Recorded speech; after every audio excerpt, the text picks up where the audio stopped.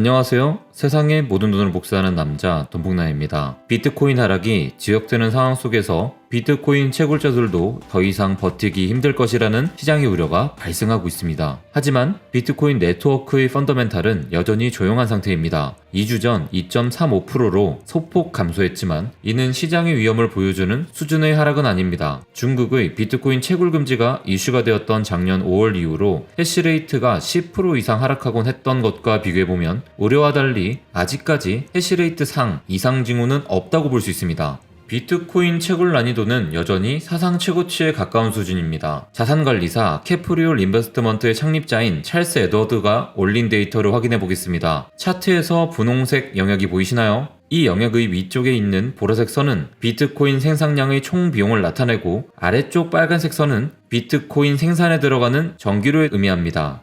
그렇다면 현 시점에서 비트코인 생산에 들어가는 총 비용은 26,000달러이고 이 중 전기료에 들어가는 비용은 16,000달러라는 것을 알 수 있습니다. 올해 5월 이전의 데이터를 확인해보면 비트코인 가격이 비트코인 생산에 들어가는 총 비용 아래로 떨어진 적은 거의 없었습니다. 작년 부처빔이 나오던 시기에 살짝 터치를 했지만 그 이후로 해시레이트가 낮아지면서 생산 비용이 절감되었죠. 현재 상황을 보시길 바랍니다.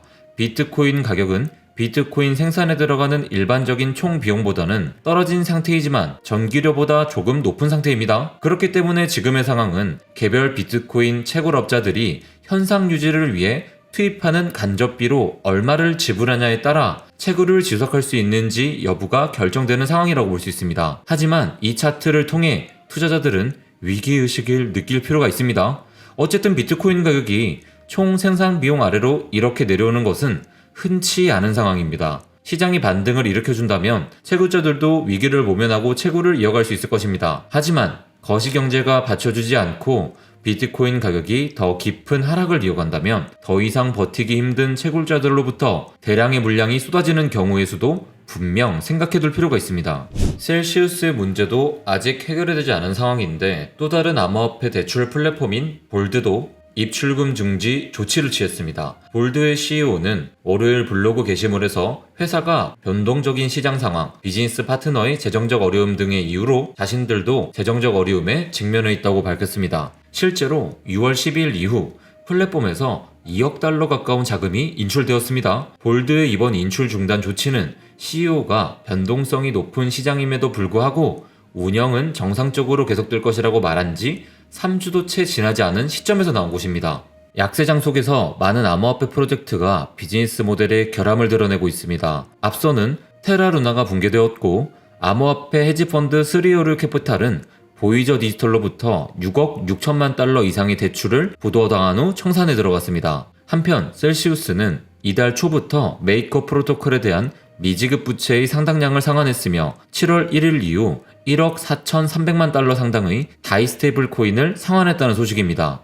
5천만 달러 비트코인 대출 상환에 이어 6,400만 달러를 추가로 상환하게 됨으로써 셀시우스의 청산 가격은 4,966달러로 낮아졌습니다. 셀시우스의 붕괴가 크립토 시장의 투심에 크게 타격을 주면서 시장의 급락을 일조했었기에 셀시우스가 부활에 성공한다면 크립토 시장의 분위기를 반전시키는데도 영향을 줄 수 있을 것으로 보입니다. 수많은 악재가 가득한 상황이지만 여러분들의 마음만은 지키셨으면 좋겠습니다. 이럴 때일수록 더 정신을 바짝 차려야 하는 이유를 돈패밀리 분들은 잘 아실 거라고 믿습니다. 시장의 불확실성 때문에 투자자들은 공포를 경험하지만 극악의 공포 속에서도 지나고 나면 그때가 기회였다는 것을 깨닫게 됐을 때는 뒤늦은 경우가 많습니다. 그렇기 때문에 우리는 마음을 지키고 모든 투자자들이 공포를 느끼는 상황 속에서 냉정하게 기회를 살필 수 있어야 될 것입니다. 여러분들의 마음을 지키고 여러분들의 돈의 복사를 돕기 위해 저는 계속해서 노력하고 발전해 나가겠습니다. 그럼 내일 라이브 방송에서 만나요. 안녕.